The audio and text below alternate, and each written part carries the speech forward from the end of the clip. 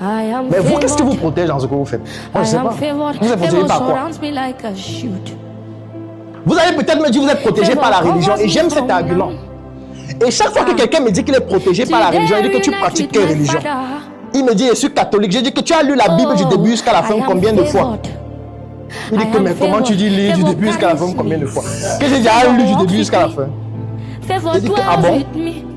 Comment est-ce que ta protection peut être une religion qui a un livre sacré que tu n'as jamais lu du début jusqu'à la fin? Comment c'est possible? Et tu dis que tu es protégé? Tu es un comédien?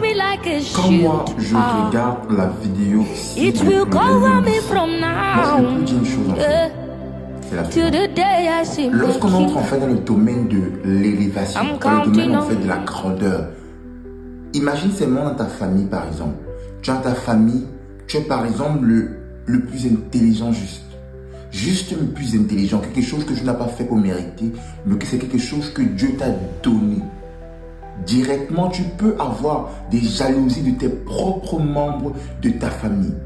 Directement, tu peux avoir des complications, des problèmes. Nous connaissons des familles où des frères ont tué d'autres frères juste par jalousie. À plus forte raison, si dans ta famille, les hommes sont capables de vouloir ta mort. À plus forte raison dans un monde où tu es le lion qui mange en fait chacune de ses proies. Ce qui se passe, c'est quoi? Il faut que nous comprenions une chose. Lorsque tu pars dans une entreprise demander un emploi et que tu reçois un emploi, si tu as eu l'emploi, ça veut dire que quelqu'un n'a pas eu l'emploi. Si c'est que tu décides de lancer ton business, de lancer une entreprise et que ton entreprise commence à prospérer, il faut comprendre une chose. Le simple fait que ton entreprise commence à prospérer, ça prouve qu'il y a des entreprises, des gens qui sont en train de faire un chiffre d'affaires qui est bas. Lorsque tu commences à t'élever, cela montre en fait que les gens sont en train de commencer à réduire. Le simple fait que tu commences par exemple à prier, à vouloir par exemple que tes enfants commencent à devenir des grandes personnes, à vouloir devenir par exemple une grande personne, il faut comprendre une chose. Tu déclenches automatiquement la guerre à l'ennemi.